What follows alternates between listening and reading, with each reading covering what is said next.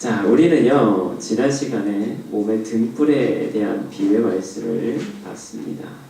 여러분, 우리 안에는 뭐가 있죠? 우리가 지난주에 뭘 배웠죠? 우리 안에 뭐가 있다고요? 성령님이 계시죠? 근데 오늘 성경은 그것을 뭐라고 말씀하고 있죠? 너의 안에 뭐가 있다? 아니요, 지난주 거요.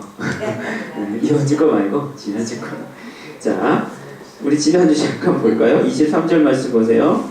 자, 내게 있는 빛이 어두우면 그 어둠이 얼마나 더하겠느냐? 뭐가 있다고요? 우리 안에? 내게 안에 뭐가 있어요? 빛이 있다라고 말씀하시잖아요. 우리 안에는 뭐가 있어요? 빛이 있어요. 그 빛이 누구시라고요? 예수 그리스도시다라는 거예요. 그렇죠? 예수 그리스도가 성령님을 통해서 우리와 함께 하시는 줄로 믿습니다. 그래서 그 빛은 우리 눈의 상태에 따라서, 여러분 달리 말하면 우리의 마음에 따라서 어떻게 돼요? 우리 몸을 밝힐 수도 있지만 어두워질 수도 있다라는 것이죠. 그 앞에 있는 말씀, 여러분 그 앞에 말씀 또 뭐였어요? 보물에 대한 말씀이었죠. 오늘 19절에서 21절 말씀은 보물에 대한 거예요. 보물이 있는 곳에 뭐가 있어요 또? 우리 마음이 있다라고 말씀하고 있잖아요. 결국 이 두 주제들을 우리가 여러분 쭉 이어서 보면 뭡니까? 역시 동일한 말씀을 계속 지금 하고 있는 거죠. 뭐예요? 우리는 우리 마음의 청결함. 청결함을 다른 말로 하면 뭐예요? 순수함이죠. 순수함은 뭐예요? 단순함을 상징하기도 합니다. 무슨 말이에요? 우리가 하나님을 보는데 어떻게 봐요? 한 마음으로. 그쵸? 한 눈으로. 그럼 이해가 되세요? 이것도 보고 저것도 보고가 아니라 오직 뭐예요? 한 가지만을 보는 거예요. 그게 뭐예요? 순결함, 청결함. 여러분 이것을 의미하는 단어예요. 원어적인 뜻으로 보면 여러분 이 의미가 다 연결이 되어 있다는 거죠. 그래서 마음이 청결한 자가 누구를 봐요? 하나님을 보게 되잖아요. 왜 주님이 우리에게 그런 말씀을 하셨느냐? 오늘 이 시간 여러분 눈을 통해서도 마찬가지고 우리의 마음을 통해서도 마찬가지다라는 거예요. 오늘 우리가 봐야 될 오늘 본문의 말씀도 마찬가지입니다. 주제는 뭐예요? 같은 거예요. 뭐예요? 우리는 오직 누구를 봐라? 하나님을 볼 수 있어야 된다는 거죠. 그래서 여러분 이 본문의 말씀들은 뭐예요? 다 방향성의 문제를 다루고 있죠. 여러분 오늘 우리가 살펴볼 본문의 말씀도요. 그래서 크게 이 주제에서 벗어나지 않습니다. 어떤 분들은요. 22절에서 24절까지를 말씀은 하나로 그래서 묶어서 보기도 합니다. 이 등불 비유와 오늘 24절 말씀을 같이 보기도 해요. 그리고 어떤 분들은 19절에서 34절 말씀을 아예 다 그냥 통으로 같이 크게 묶어서 같이 봐버리기도 해요. 그게 재물에 대한 설명, 이 주제로 설명을 합니다. 왜냐하면 1차적으로 드러나는 큰 내용의 가장 큰 특징은 뭐예요? 물질에 관련된 말씀을 지금 쭉 하고 있잖아요. 그렇죠? 보물에 대한 거, 여러분 등불 비유도 결국 24절과 연결해서 보면 이 재물과 또 연결이 되죠. 여러분 그다음에 25절부터 34절까지 말씀은요. 우리가 이제 다음 주에 배우게 되겠지만 이건 뭐냐면 결국 염려에 대한 말씀이잖아요. 아무것도 염려하지 말라라는 건데 무엇에 대한 지금 세상의 사람들의 염려냐면 뭘 먹을까? 무엇을 입을까? 뭐예요? 너희는 염려하지 말라라고 이렇게 말씀하시는 거거든요. 그러니까 결론적으로 뭐예요? 앞에부터 지금 뒤에까지 쭉 한 주제예요. 바로 이 재물에 대한 것, 물질에 대한 것이 여러분 1차적인 관심이 있다는 것을 우리가 보게 되죠. 그렇습니다. 여러분 오늘 1차적으로는 여기서 나오는 보물, 재물, 먹을 것, 입을 것 이것에 대한 이야기를 쭉 하고 있죠. 그런데요. 여러분 이 이야기를 하면서 한 가지 주님께서 또 하는 말씀이 있습니다. 이것과 대비해서 말씀하시는 것이 있어요. 그게 뭘까요? 바로 하나님에 대한 이야기를 하고 있어요. 여러분 오늘 이 말씀을 잘 보세요. 자, 24절도 마찬가지입니다. 여러분 자, 두 주인이 있어요. 구체적으로는 하나님과 재물을 여러분 지금 대비하고 있죠. 그러면서 너희는 둘 중에 무엇을 선택할 것이냐라고 지금 우리에게 묻고 계시는 거예요. 한 사람이 있습니다. 여러분 그런데 이 사람에게는요 두 주인이 있다라는 거예요. 오늘 본문은 지금 주님께서 우리에게 말씀하시는 건 바로 그거예요. 자, 한 사람은 그럼 누굴까요? 나겠죠. 그렇죠. 그럼 우리에게 뭐가 있어요? 두 명의 주인이 있다라는 거예요. 두 주인이 있는데 여러분 이 사람에게는 두 주인이 있어요. 그런데 두 주인이 있다 보니까 여러분 어떤 문제가 발생할 수 있을까요? 두 주인이 있으면 문제가 생기겠죠, 여러분. 그렇죠? 자, 이 두 주인이요 마음과 뜻이 맞을 때는요 뭐예요? 크게 문제될 게 없어요. 그렇죠? 그런데 문제는 뭐예요? 두 주인의 생각과 요구가 다를 때 어떻게 되는 거예요? 두 사람의 지시나 요구가 상충돼 버릴 때, 그럴 때 이 사람이 어떻게 될까요? 보세요, 여러분. 자, 이 사람에게는요, 이 사람에게 지금 주인이 있다라는 얘기는 다른 말로 하면 뭡니까? 내가 지금 어떤 존재다라는 거예요? 나는 종이다라는 거예요. 그쵸? 나한테 지금 두 명의 주인이 있다라는 얘기는요, 이 사람이 주인이 있으면 나는 뭐예요? 이 사람에게 종속되어 있는 사람이다라는 뜻이거든요. 그러니까 나는 뭐예요? 종이에요. 그러니까 내 위로 내 주인이 둘이에요. 그쵸? 자, 그 이야기를 지금 하고 있어요. 근데 종은 뭐예요? 주인의 뜻에 순종해야 되는 거죠. 그게 착한 종이에요. 그쵸? 네, 그것이 선한 종입니다. 자, 그런데 두 주인 간에 이견이 생기다 보면 이 종은 필연적으로 어떻게 되는 거예요? 어느 누군가의 의견을 따를 수밖에 없죠. 그렇게 되면 어떻게 되는 거예요? 다른 편에게는 뭐예요? 반대적으로 불순종할 수밖에 없게 된다라는 거죠. 여러분 이럴 경우에 여러분 굉장히 여러분 이 문제가 생길 수 있죠. 이 종의 입장에서도 여러분 마찬가지입니다. 뭡니까? 얼마나 당혹스럽고 얼마나 여러분 피곤하겠어요. 이 사람은 이렇게 시켰는데 야 이거 저쪽으로 옮겨야 했는데 저 사람은 뭐예요? 야 그거 옮기지 마 가만히 냅둬 이렇게 여러분 명령을 하면 나는 그럼 어떻게 해야 돼요? 적당히 그냥 중간에다 갖다 놓으면 될까요? 어떻게 해야 돼요? 곤란하죠. 이렇게 해도 맞고요 저렇게 해도 맞아요. 그렇죠? 이게 종의 입장인 거예요. 그래서 제가 한번 생각을 해봤어요. 여러분 두 남편을 둔 한 부인을 한번 생각해봤어요. 여러분 상상이 되세요? 자, 남편이 둘이에요, 부인이. 자, 여러분 그 부인의 입장이 된다면 여러분 어떤 생각이 드시겠어요?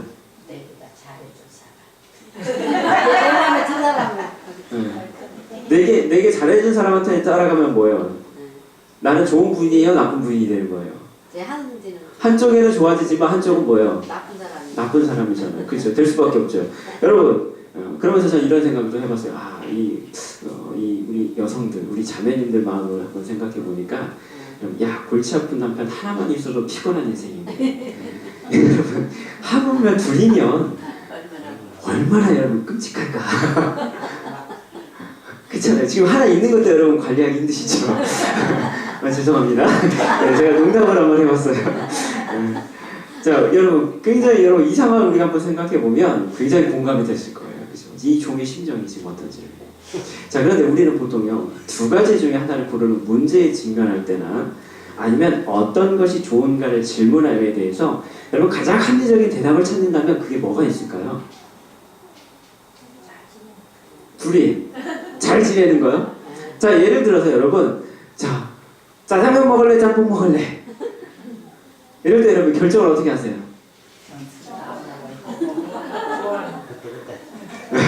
예, 여기서도 대답이 참 다양하게 나오는데요. 가장 여러분 고민하기 쉽지, 그러니까 고민을 해결할 수 있는 가장 좋은 방법은 뭐냐면 반반 먹으면 되는 거예요.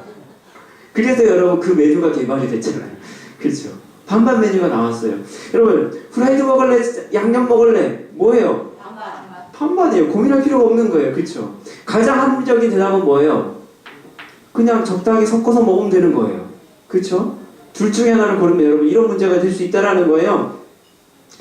여러분 혹시 반반 혹은 어떤 치우침 없이 그냥 적당히 나는 중간 애매한 입장을 취하는 것, 사실 이것이 어떻게 보면 우리 인생에서 사는데 가장 편한 방법 중에 하나일 수도 있습니다.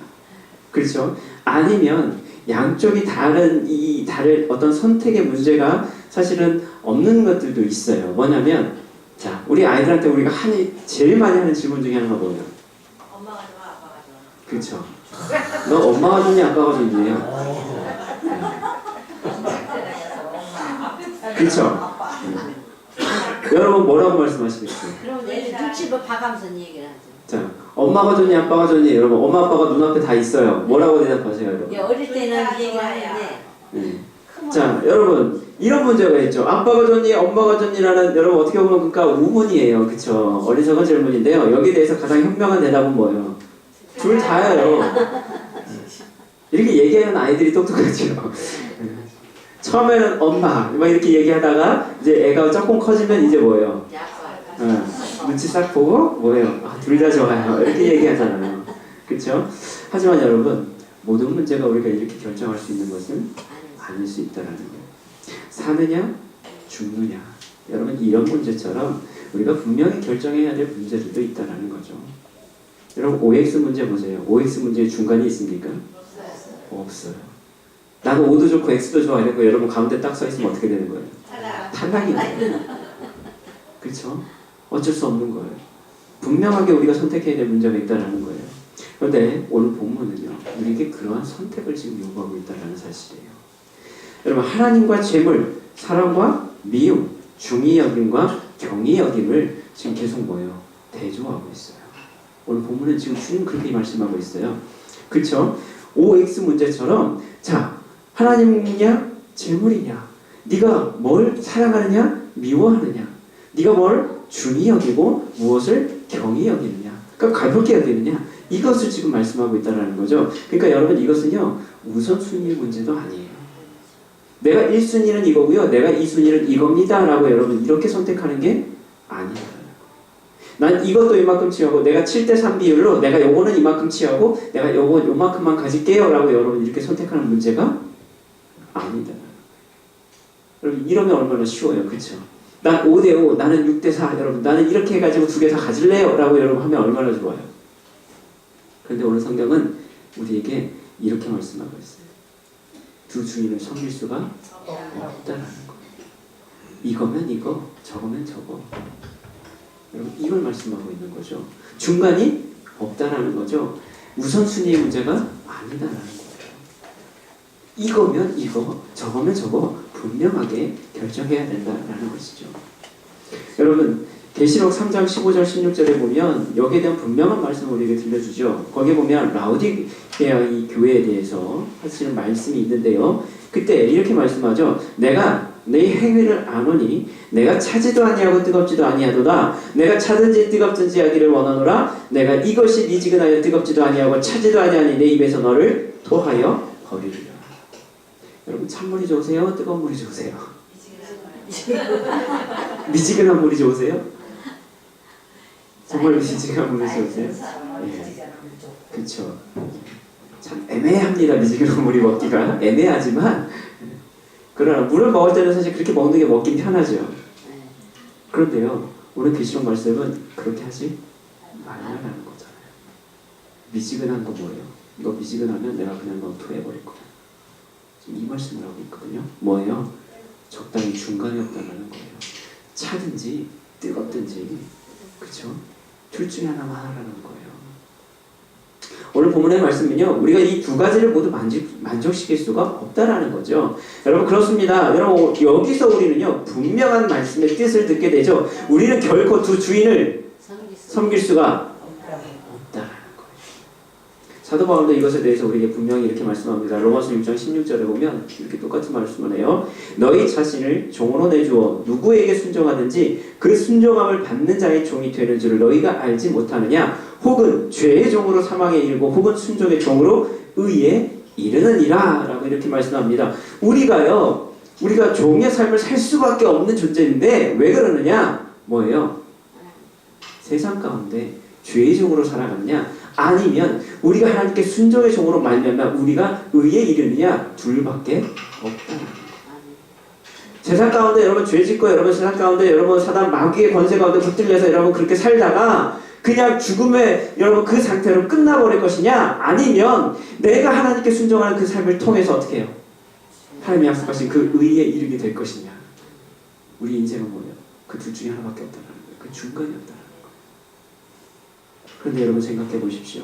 과연 이 선택이 오늘 우리 본문에서 말씀하고 있는 이 선택이 과연 바른 선택일까? 우리 본문은요 하나님과 뭘 비교하고 있어요? 뭘 비교하고 있어요, 여러분? 아니 저만 보시고 하시고요. 오늘 본문을 좀 보세요, 여러분. 네. 하나님과 뭘 비교하고 있어요? 세상. 아주 잘 보세요, 여러분. 재물. 단어를 정확하게 찝어서 말씀하셔야 돼요. 네. 재물. 자, 너희는 누구와 누구를 하나님과 재물을 겸하여 섬길 수 없다라고 말씀하시잖아요. 여러분 보세요. 하나님과 뭘 비교하고 있어요? 재물이죠. 근데 여러분 이게 제대로 된 비교일까요? 비교가 안 되죠. 더 정확히 말하면요, 사실은요, 하나님과 재물은요, 여러분 비교 대상이 될 수 없죠. 없어요. 그럼에도 불구하고 여기 우리 사람들은 여기 우리는 그랬다는 거예요. 무슨 말입니까? 하나님과 재물은 원래 비교 대상이 될 수 없어요. 그럼에도 불구하고 우리는요, 어느 순간 재물을 하나님과 동급으로 비교하면서 판단하는 지경에 이르러 버렸다는 거예요. 이해가 되십니까? 아멘. 여러분 어쩌면 오늘 주님의 이 말씀 안에는요, 우리의 현실적인 민낯이 너무 지금 잘 드러나고 있는 거예요. 나는 돈을 사랑하지 않습니다. 그러니까 나는 재물을 섬기는 것이 아닙니다 라고 여러분 우리가 말할 수도 있죠. 그렇다면 여러분 잘 생각해 보세요. 그러면 나는 재물을 섬기는 게 아니면 여러분 하나님 잘 섬기고 계시나요? 여러분 이 질문을 할 수 있어요. 그렇죠? 나는 재물 섬기지 않는데요? 그러면 물어볼 수 있어요. 그럼 하나님은 잘 섬기십니까? 여기에 여러분 적당히 없다는 거예요. 하나님을 사랑한다면 오늘 본문은 뭐라고 말씀하는 거예요? 하나님을 미워해야 돼요. 하나님을 사랑하게 되면요, 하나는 뭐예요? 미워해야 돼요. 여러분 애인을 사귀는데요, 옛날에 사귀던 애인이 있어요. 지금 사귀는 애인이 있어요. 지금 사귀는 애인을 여러분 사랑하려면 어떻게 해요? 옛날에 사귀는 애인 어떻게 해야 돼요? 버려야 되잖아요. 나는 1순위가 너고 2순위는 얘야. 여러분 이렇게 할 수 있나요? 하면 돼요? 안 된다는 거예요. 뭐예요? 내가 이걸 사랑하게 되면 이건 뭐예요? 버려야 된다. 그걸 미워한다는 표현을 쓰고 있는 거예요. 내가 그걸 적당히 취한다는 의미가 아니에요. 여러분 철저히 뭐예요? 끊어낸다는 의미예요. 미워한다라는 얘기는요, 뭐예요? 버린다라는 거예요. 끊어낸다라는 거예요.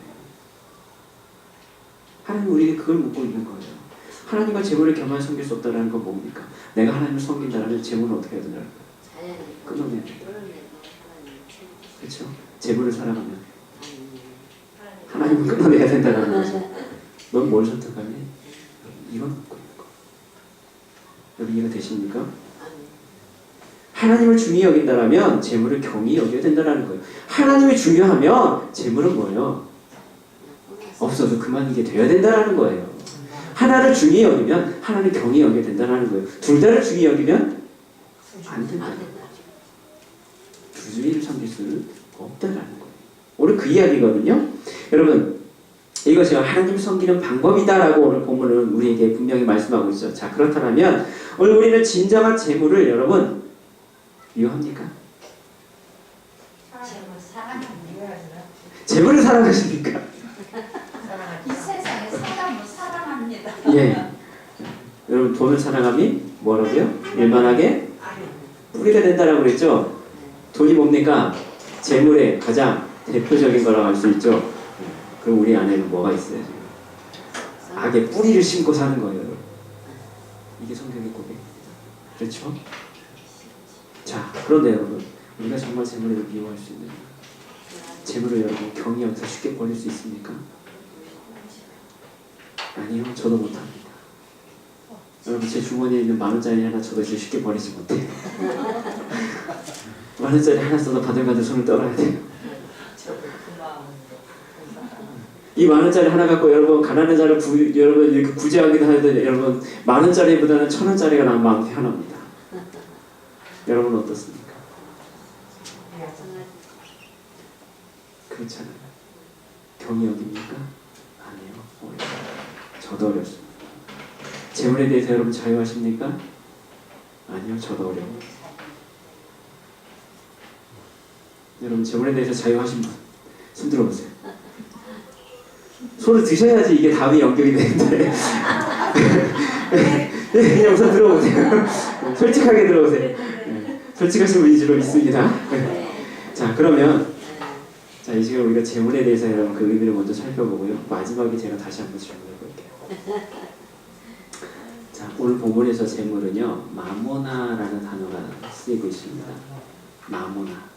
이 마모나의 이 원래 형태는 뭐냐면 맘모나스라는 이 단어인데요.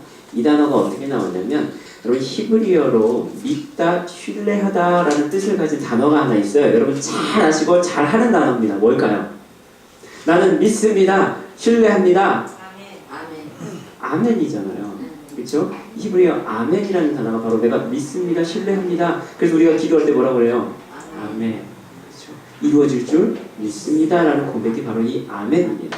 그런데 이 아멘과 동일한 어근을 갖고 있는 이 아람어에서 유래된 문자가 바로 이 마모나예요.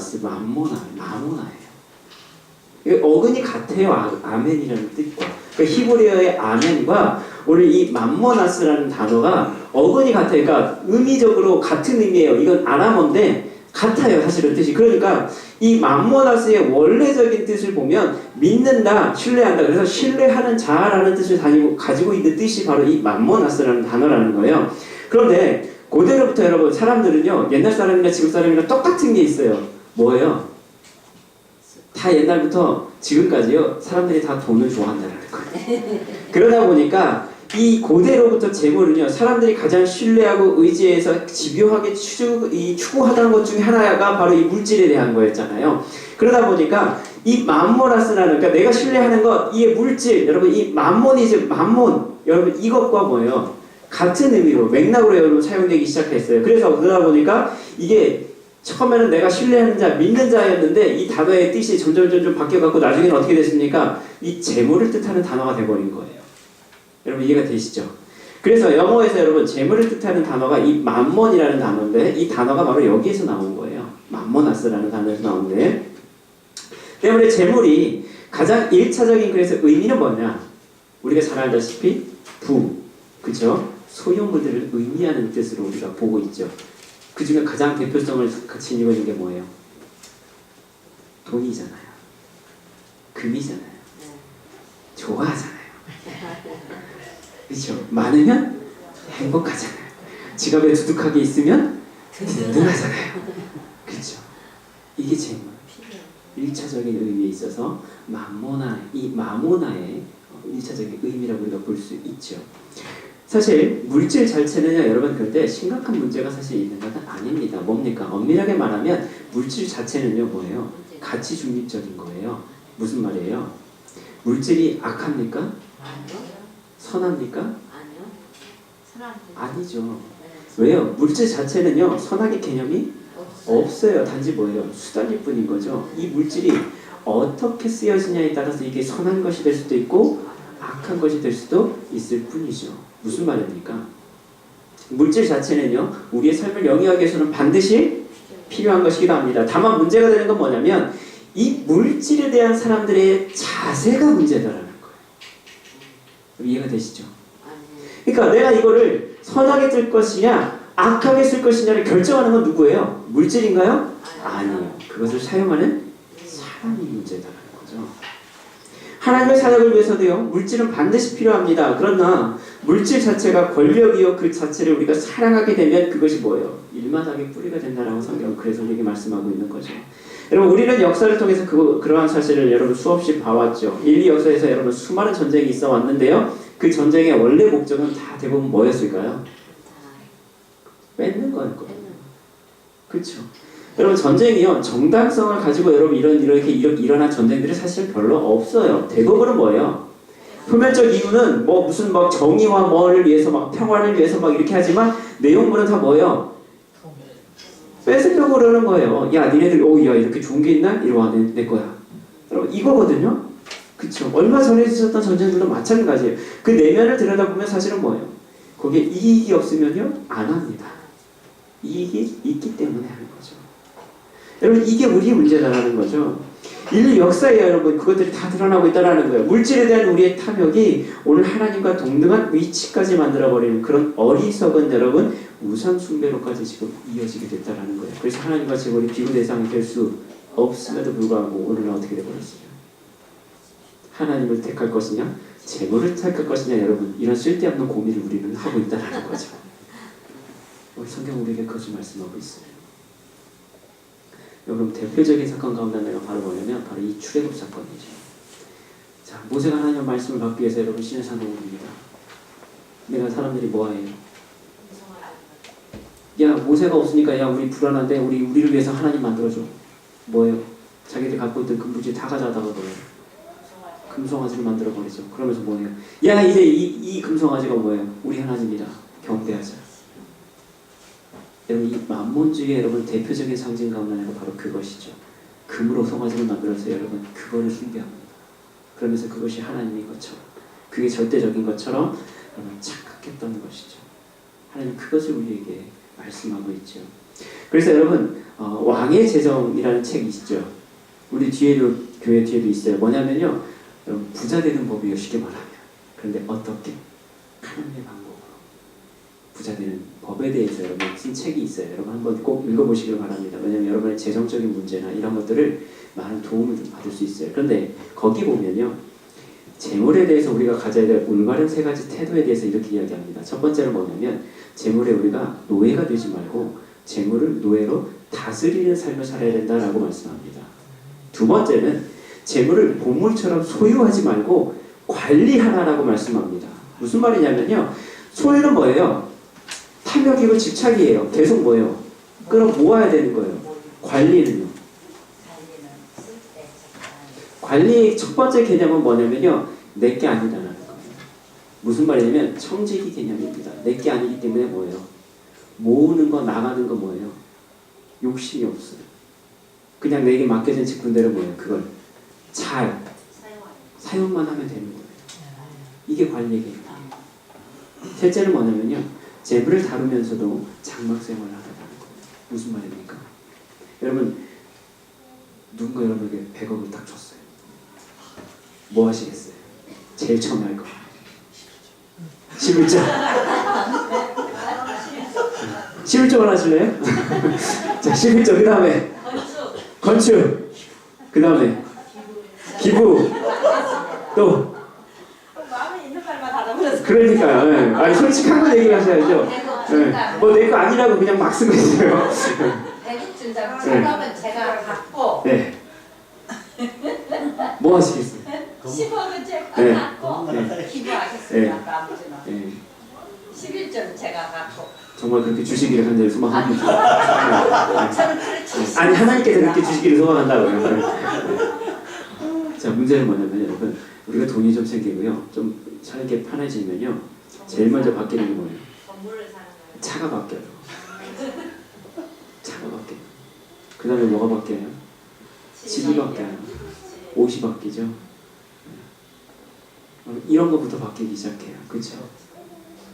그런데 그렇게 하지 말라는 거예요. 장막 생활이라는 게 뭡니까? 그렇죠. 불필요한 걸 뭐예요? 소유하면 안 돼요. 천막 생활이요. 쉽게 말하면 돈이 있어도, 집 살 돈이 있어도 뭐 하라는 거예요? 쓸데없이 그걸 뭐예요? 늘리지 말라는 거예요. 그런 걸 바꾸는데 여러분 소모하지 말라는 거예요. 뭐예요? 처음 그 돈이 있기 전에 살았던 그 삶의 모습을 뭐예요? 버리지 말라는 거예요. 그걸 잊지 말라는 거예요. 그게 여러분 재정을 잘 관리하는 비결로 한다는 거예요. 여러분 복권에 당첨되고 나서 여러분 잘 사는 사람의 비율이 몇 프로인지 아십니까? 몇 프로 되지도 않아요. 대부분 다 뭐예요? 그 이전보다도 빈곤층으로 떨어지는 사람들도 꽤 많아요. 왜 그런지 아세요? 관리할 줄 몰라서 그래요. 그렇게 살지 말라는 거예요. 그 비결에 대해서 이야기합니다. 여러분 그리고 이거를 위해서 우리에게 필요한 것이 있다라는 거예요. 이게 뭐냐면 믿음으로 사는 삶의 훈련이 그래서 우리에게 필요하다는 거예요. 그 책은요 그런 내용들이 다 다뤄져 있어요. 당신이 정말 부자 되고 싶으면 하나님이 허락하신 그 부자가 성부라고 얘기하죠. 그 부자가 되고 싶으면 당신이 지금 신앙의 훈련을 이렇게 하셔야 됩니다라고 얘기하는 게 그 책 내용이에요. 오늘 이 시간에는 여러분 그걸 다 다루지는 않습니다. 여러분 한번 근데 꼭 참고를 해보실 필요는 있을 것 같아요. 자, 재물 때문에 여러분 시험 들었던 대표적인 사람 가운데 하나가 있어요. 그게 누구냐면 마가복음 10장에 나와 있는 이 영생을 구했던 부자 청년 이야기입니다. 이 청년은요 율법적인 삶을 잘 살았어요. 집도 부자예요. 주님한테 갔죠. 그래서 주님, 내가 어떻게 하면 영생 얻을 수 있습니까? 라고 이렇게 했을 때 주님께서 뭐라고 말씀하세요? 너 율법 이것도 지키고 이것도 지키고 저것도 다 지켜라 그랬더니 뭐예요? 나 이미 다 했는데요. 그랬더니 주님이 뭐라고 그래요? 그래? 그럼 너 있는 거 지금 가지고 있는 재물 뭐예요? 다 팔아가지고 가난한 사람 구제하고 도와주고 그리고 나서 뭐예요? 날 따라와 했을 때 부자가 어떻게 했어요? 근심하여 갔다라고 말씀하고 있죠. 그렇죠? 여러분 이 부자 청년의 모습을 통해서 여러분 우리를 보게 된다는 거예요. 이 부자 청년이 여러분 지금 섬기고 있는 게 과연 무엇이냐라는 것을 분명하게 우리에게 드러나 주죠. 자, 두 번째. 자, 재물의 의미를 우리는요 세상의 의미로 확장해서 볼 수도 있어요. 우리가 살고 있는 현실 세계 자체가 뭐예요? 재물이다라는 거예요. 무슨 말입니까? 우리가 이 땅에서 삶을 영위하는 것은요 필연적으로 이 세계를 필요로 합니다. 저럼 여러분 우리가 살고 있는 이 땅 여러분 땅이 필요하죠. 집이 필요하죠. 공기도 있어야 돼요. 그렇죠? 이 땅을 살아가는데 우리는 뭐예요? 항상 우리가 필요한 거예요. 그렇죠? 우리를 필요로 하는 것들이 있어요. 모든 것이 그러나 이 땅의 그 모든 것 우리의 모든 것이 사실은 되는 것은 아니다라는 것이죠. 여러분 우리는 이 땅에서 삶이 전부가 아닌 삶을 살아가는 사람들입니다. 여러분 우리는 이 땅에 살면서요 분명히 필요한 것들이 있어요. 많은 것들이 있지요. 그렇죠? 그러나 이것이 답니까? 여러분 이 땅을 살아가는 게 여러분 이 땅에서 사는 게 여러분 인생의 목표입니까? 아니다라는 거예요. 무슨 말이에요? 여기가 다가 아니다라는 거죠. 오히려 우리는 이 땅을 살지만 우리의 눈은 항상 어디가 있어요? 하나님 나라가 있잖아요. 그렇죠. 그것을 바라볼 수 있어야 된다는 거예요. 그래서 마귀가요 예수님을 시험하면서 지극히 높은 산으로 데려갑니다. 그러면서 천하 만국과 그 영광을 보여주었다라고 말씀하고 있어요. 그러면서 자신에게 엎드려 경배하면 이 모든 것을 주겠다라고 예수님을 유혹하죠. 그때 보여준 게 뭐예요? 천하 만국과 그 영광을 보여주는 거예요. 뭐예요? 이 땅에 있는, 이 땅에서 누릴 수 있는 훨씬 더 가치 있는 것들이라고 생각하는, 착각하는 것들. 그런 다음에 보여주는 거예요. 자, 너 이거 다 가질 수 있어. 대신에 뭐만 하면 돼? 나한테 전화하면 돼. 이것을 이야기하고 있어요. 이 땅에서 누리는 화려하고 풍족하고 좋아 보이는 것들이 여러분 최고의 가치가 되기 시작할 때 우리는요 하나님을 잊어버리기 쉽습니다. 세상이 주는 여러분 기쁨에 빠지기 시작할 때 어느 순간 우리는요 예배를 통해서 누리는 기쁨을 뭐예요? 잊어버리게 된다는 거예요. 그래서 뭐예요? 돈 좀 생기고 여유가 생기고 이러면 여러분 예배 드리러 오는 것보다 놀러 가는 게 훨씬 좋아질 때가 있어요. 그게 뭐예요? 그게 여러분 상징적 의미에 있어서 재물입니다. 이 땅의 것이 좋아지기 시작하면 그 예배 기쁨을 잊어버려요. 그 위험성이 우리에게는 있다라는 거예요. 그러나 하나님이 주시는 기쁨과 평강은 결코 세상이 주는 기쁨과 같지 않다라고 말씀하고 있죠. 자, 세 번째입니다. 오늘 가장 중요한 건데요. 자, 재물로 상징되는 것 중에 여러분 뭐가 있을까? 뭐가 있을까요, 여러분? 뭐가 있죠?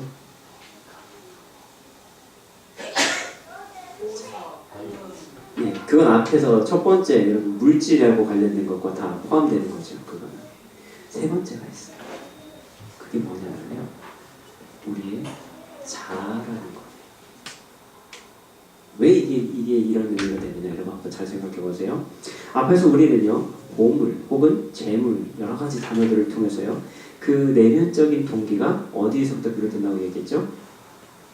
마음에서부터 비롯된다라고 말씀드렸죠. 그렇죠? 성경은요 우리 죄의 시작이 어디서부터 시작된다고요?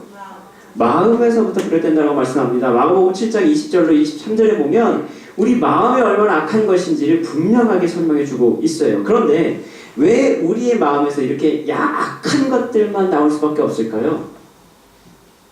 여러분 착한 사람이세요? 착하십니까? 근데 성경은요 우리가 착한 사람이라고 얘기하지 않아요. 우리 마음에는요 본성적으로 뭐만 있어요? 악한 뿐이다라고 말씀하고 있어요. 하나님이 우리를 보실 때는요 우리 마음은 뭐밖에 없어요? 악함밖에 없어요.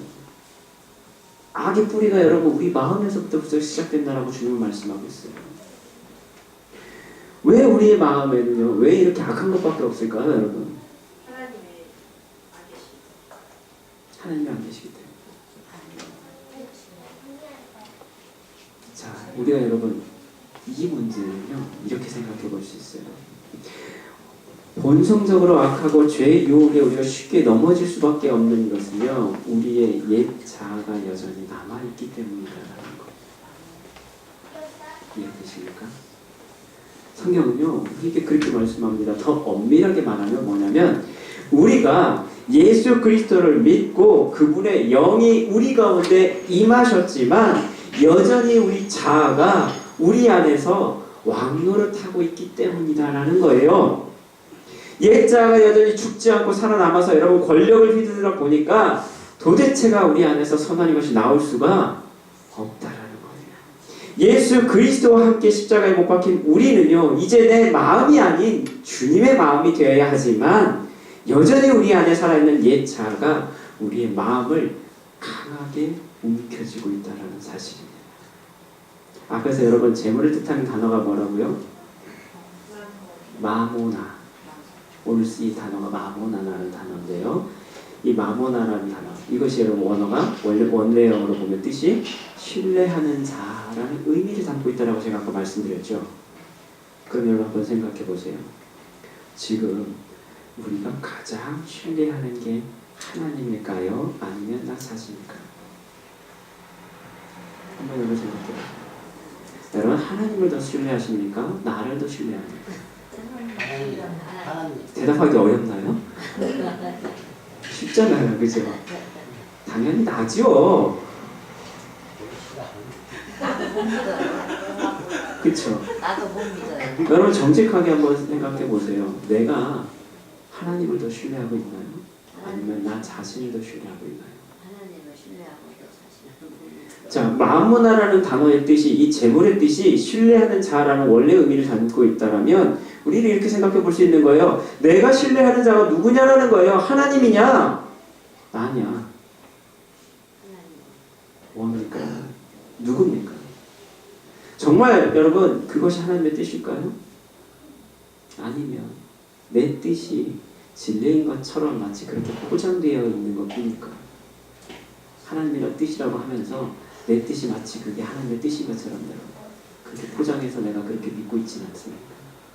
난 이거 하면 잘 될 거야. 이거 하나님이 허락하실 거야. 그러면서 여러분 그걸 그렇게 믿고 계시지는 않냐라는 거예요. 그게 하나님일까요? 아니면 내 뜻이 그렇게 포장되어 있는 걸까요? 난 뭘 더 믿고 있죠, 여러분? 내가 주인의 삶을 산다라는 것, 다시 말하면 하나님이 아닌 나 자신을 더 신뢰하고 있다라는 말과 같은 의미죠. 여러분 전도하다 보면요 어떤 사람들은 이런 사람들이 있죠. 하나님 같은 신을 나는 믿지 않아. 나는 오직 나만 믿어. 이런 사람들이 있어요. 전도하다 보면 가끔. 여러분 얼마나 대단한 자신감인가요? 그렇죠? 난 나만 믿어. 난 날 믿어. 얼마나 잘 나가면서 그렇게 말씀하시는지는 모르겠지만 여러분 그런데 그 비단 이것은 믿지 않는 사람들뿐만 아니라요. 우리 믿는 사람들 대부분도 여러분 이런 삶을 우리는 살고 있다라는 거죠. 과연 우리는 하나님을 섬기고 있습니까? 여러분 나 자신을 섬기고 있습니까? 우리가 주일 오후 시간에 여러분 몇 주간에 나눴던 굉장히 중요한 내용 가운데 우리가 제자훈련 시간에 배웠던 것 중에 하나도 뭡니까? 바로 이 자아와 관련된 내용이었어요. 여러분 기억나세요? 우리가 실패할 수밖에 없는 근본적인 이유는 뭐냐면 여전히 살아있는 우리의 자아 때문이라는 것이죠. 사랑하는 성도 여러분, 내 자아는 오늘도 죽어 있습니까? 죽었습니다. 죽었습니까? 오늘도 성질 좀 부리셨어요? 아무 생각 왜 그래요? 여러분 그러면 기뻐하십시오. 내 자아는 여전히 팔팔하게 살아있습니다. 고린도서 15장 31절에 이렇게 말씀해요. 형제들아 내가 그리스도 예수 우리 주 안에서 가진 바 너희에 대한 나의 자랑을 두고 단언함을 나는 날마다 죽노라. 사도 바울의 고백이 또한 우리의 고백이 되길 소원합니다. 내 자아가 죽었을 때야 비로소 하나님께서 우리의 참된 주인이 되실 수 있다라는 것이죠. 그렇다면 여러분 섬긴다라는 게 뭘까요? 섬기다의 원래 이 원형은요 둘르에이 원형은 둘리오라는 뜻인데요 종의 의무를 다하다, 유해가 되다라는 뜻입니다. 그래서 섬김은 반드시 헌신과 깊은 관련을 맺을 수밖에 없어요. 완전한 섬김을 위해서는 뭐예요? 철저한 자기의 헌신이 없이는 불가능하기 때문에 그렇습니다. 나를 비우고 나를 버리지 않고서는 헌신이 될 수가 없죠. 우리가 하나님을 온전히 섬길 수 있으려면 그래서 나 자신을 하나님 앞에 철저하게 낮추는 뭐예요? 헌신, 순종이 절대적으로 필요하죠. 주님이 우리에게 그 본을 보여주신 줄로 믿습니다. 아멘. 여러분 사랑하는 애인을 위해서 여러분 헌신하실 수 있죠? 아멘. 못합니까? 제가 예전에 한번 제 예화를 했잖아요. 제 사모하고 데이트할 때 제가 그죠? 얼마나 마음과 정성을 다해서 왜 그렇습니까? 어디 위해서 그 사람을 갖기 위해서. 예, 그럼 너무 인간적인 표현인데요. 조금 여러분 거룩한 표현을 좀 수단하면 뭡니까? 내가 그 사람을 사랑하기 때문에. 사랑하면 헌신할 수 있어요. 사랑하면 희생할 수 있죠. 여러분 얼마 전에 중국에서 지진 때문에 많은 피해가 있었죠. 그때도 여러분 놀라운 일들이 가끔 이렇게 나오잖아요. 뭐예요? 엄마가요 지진 때문에 무너져가고 다 죽게 생긴 거예요. 근데 아기를 살려야 되잖아요. 뭐 어떻게 해요? 아기를 품고요 그냥 그렇게 그냥 죽은 거예요. 엄마가 몸으로 다 막은 거예요. 그러니까 아기는 살았어요. 엄마가 죽고. 그럼 이게 뭐예요? 사랑이잖아요. 그렇죠? 사랑하기 때문에 뭐예요? 나를 헌신할 수 있는 거예요. 그러니까 여러분 만약에 여러분 사랑하는 사람이 생기면 한번 확인해 볼 필요도 있어요. 그죠? 얘가 진짜 나를 목숨을 걸고 사랑하는지 아닌지. 근데 하나님은요 우리가 그런 사랑을 하기를 원하시나요? 그게 헌신이다. 그 모습을 우리에게 말씀하는 거죠. 왜냐하면 주님께서 우리를 그렇게 사랑하셨기 때문에. 예수님은 그 사랑을 우리에게 보여주셨어요. 예수님은요 당신의 십자가에서 우리의 옛 자와 함께 못 박히셨습니다. 그런즉 이제 우리가 사는 것이 아니라요 우리 안에 계신 예수 그리스도가 그래서 사실 수 있게 되신 거예요. 그렇죠? 로마서 6장 6절에 보면 우리가 알거니와 우리의 옛사람이 예수와 함께 십자가에 못 박힌 것은 죄의 몸이 죽어 다시는 우리가 죄에게 종로를 타지 아니하려 함이니 갈라디아서 2장 20절 내가 그리스도와 함께 십자가에 못 박혔나니 그런즉 이제는 내가 사는 것이 아니요 오직 내 안에 그리스도께서 사시는 것이라. 이제 내가 육체 가운데 사는 것은 나를 사랑하사 나를 위하여 자기 자신을 버리신 하나님의 아들을 믿는 믿음 안에서 사는 것입니다. 아멘. 자 이제 다시 한번 질문해 볼게요. 여러분 나는 재물을 섬기고 있습니까? 하나님을 섬기고 있습니까?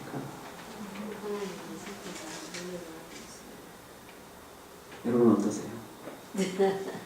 우리는 어디에 지금 온전한 헌신을 하고 있습니까?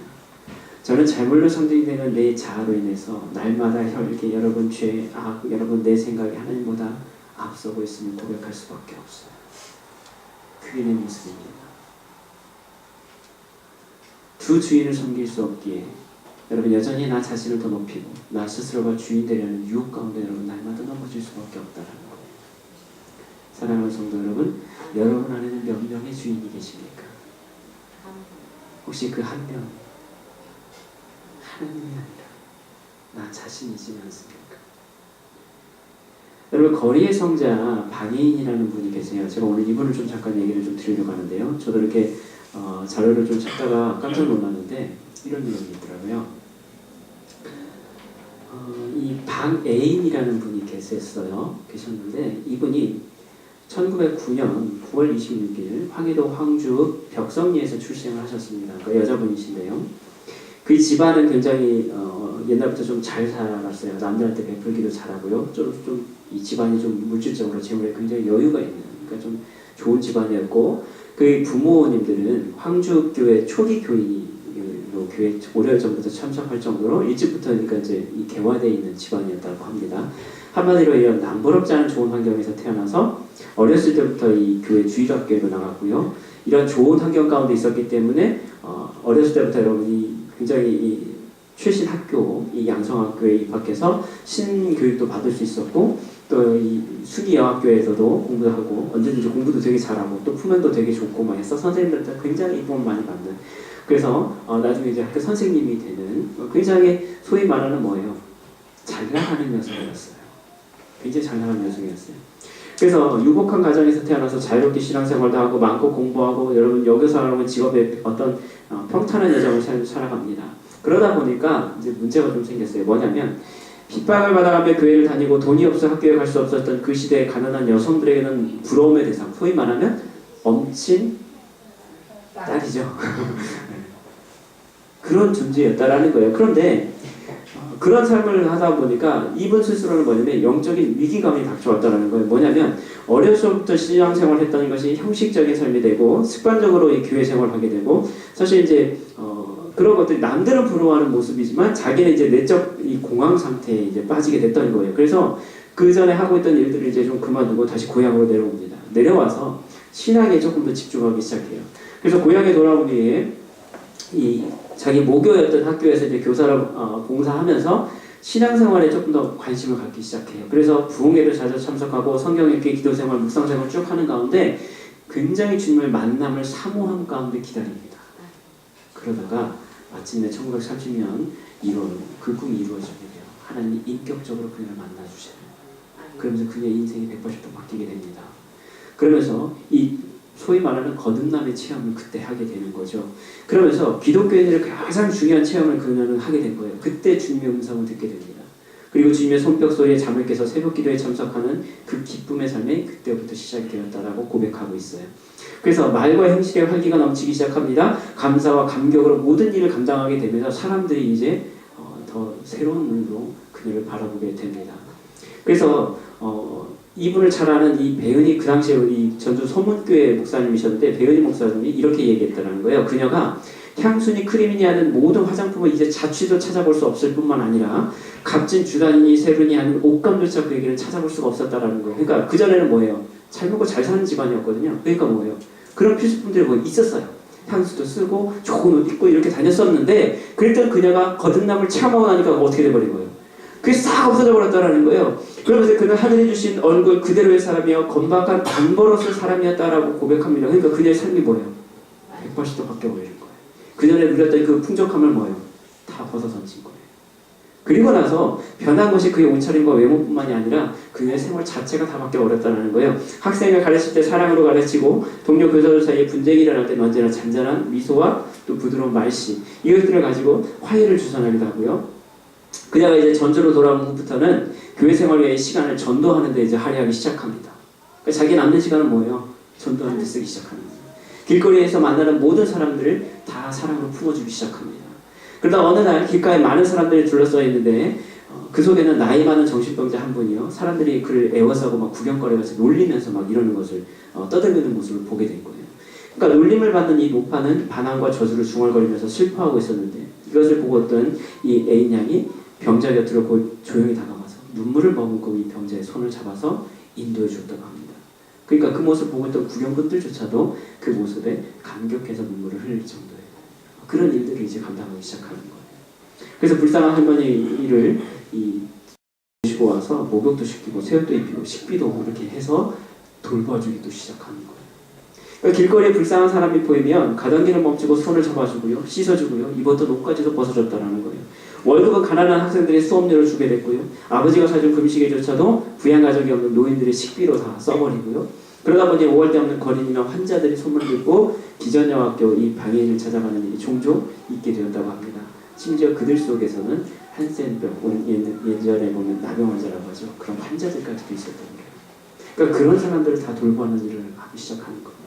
그러면서 당시에 이 전주 서문교회에서는 3년 전부터 이제 시작된 고아원이 하나 있었는데 전주 이제 여자기록 청년의 총무로 내려와 있던 이호덕이라는 분이 시작했지만 말이 고아원인지 사실 그때 시설이 너무 열악했다라는 거예요. 그냥 교회 지하실 방 한 칸 빌려서 운영되는 열악한 수준의 교회가 있기 때문에 이 방해인 이분이요. 그래서 제대로 시설을 갖춘 정식 고아원을 설립하기 위해서 발벗고 나서기 시작했다고 합니다. 월급을 모아서 기본금을 만들고요. 이 지방교회, 소속해 있던 교회들 다 돌면서 호소를 하고요. 마지막에 전주 시내에 있던 그 당시에 대략 한 8,000호 정도 됐다고 해요. 그 8,000호 정도 되는 집집을 다 방문을 해서요. 그래서 이 기금을 모았다고 그렇게 합니다. 그래서 1931년 성탄절에 이 서문교회와 다만화 사이에 두고 예전에 이 기생들이 머물던 유흥과 집 한 채를 개조를 해서 그곳을 전주 고아원으로 개원을 하게 됐다고 합니다. 그리고 고아원이 설립된 이후에는 방학이 되어서도 고향에 돌아가지 않고 그 고아원을 돌보았다고 합니다. 그런데 중요한 건 뭐냐면요. 이 그녀가 이 고아를 돌보는 가운데 눈보라치는 밤에 어린 고아를 얻고 이 병원에 가는 이 방해인의 모습을 통해서 길 잃은 어린 양을 되찾아 어깨에 지고 가는 그 선한 목자, 그 예수님의 모습, 십자가를 지고 골고다 언덕을 오르는 그 그리스도를 사람들의 그 모습을 보게 되었다라는 거죠. 전주거리에서 고아들을 둘러싸에 그 고아를 얻고 가는 20대 천을 교사의 모습을 종종 볼 수 있었다고 합니다. 전주 사람들은 그래서 그녀에게 거리의 성자라는 칭호를 붙여주었다고 합니다. 그런데 이렇게 했던 이 방해인 이분이요, 1932년 접어들면서 과로로 앓아 눕는 날이 많아지게 됩니다. 게다가 고향의 아버지가 신앙생활을 포기하고 소위 말하는 첩살림이라고 하죠. 그것들을 차리고 집을 나갔다는 소식을 들은 이후에는 아버지를 위해서 아예 매일 아침을 금식하면서 기도하기 시작합니다. 결국 건강이 계속 악화되는 중에도 기도생활과 학교, 교회, 그리고 고아만 일을 게을리하지 않다가 건강이 계속 악화되죠. 그런데 그 가운데서도 그녀는요, 또 다른 은혜를 체험하게 됩니다. 그 고백이 이렇게 되어 있어요. 그분이 썼던 일기에 이렇게 표현이 되어 있는데, 1933년 4월 3일 수일 동안 나는 병으로 고생하였다. 병 중에 환연히 깨달은 것은 두 가지다. 독신으로 병이 나더라도 선을 행하고 하나님만 의지하고 살며 외롭지 아니하다. 예수님께서도 염려하시지 아니하시더니 과연 부자의 무덤에 들어가셨다. 그런즉 병이 나든지 죽은 후에 이른지 염려할 것이 없음을 깨달았다. 그리고 나서 질병도 죽음조차도 이미 이제 극복한 상태가 되었던 것이죠. 그런 상태에서 이제 여름방학을 보내고 가을 새학기가 시작된 지 얼마 되지 않아 전주 시내에 돌던 이 전염병 장티푸스에 결국 감염이 됐고요. 결국 9월 16일 24세를 나이로 일기로 별세를 하게 됩니다. 그럼 20개월의 금식기도의 비밀을 제공한 아버지가 결국 내려와서 딸의 여인손을 붙잡고 눈물을 흘리게 됐고요. 그의 등 옆에 왔던 고아들이 그의 사냥을 매게 됐고, 그 뒤를 흰 소복을 입은 기존여학교 학생과 교사들, 서문교회 교인들, 그리고 전주 시민들이 따랐다고 합니다. 여러분, 이 이야기를 보면서 저는 이분을 통해서 하나님이 주인된 삶의 모습이 어떠한 것인가를 저는 보게 됩니다. 여러분, 우리가 예전에 성 프란시스코 혹은 여러분 최춘선 목사님에 대한 이야기 우리가 들었잖아요, 그렇죠? 그리고 오늘 이 방해인이라고 하는 이분, 그리고 이름 모를 수많은 하나님의 믿었던 여러분, 섬겼던 사람들, 그들은 모두 재물이 아닌, 오늘 내가 아닌 오직 하나님만을 섬기는 그 복된 삶이 무엇인지를 오늘 우리에게 보여주고 있지요. 신앙은요, 그래서 믿음은요, 여러분 나를 만족시키는 것이 아닙니다. 뭡니까? 믿음은 하나님을 기쁘시게 하는 삶이 되어줄 줄 믿습니다. 아멘. 오늘 사랑하는 기쁜 교회 성도 여러분, 하나님이 오늘 우리에게 참된 주인이 되실 때 우리의 삶은 날마다 은혜로 풍성해 갈 줄로 믿습니다. 아멘. 우리의 삶에서 오직 하나님만을 참된 주인으로 섬기는 복된 인생을 사는 우리 모두가 될 수 있게 오늘 이 시간 주님의 이름으로 간절히 기도합니다. 기도하시겠습니다.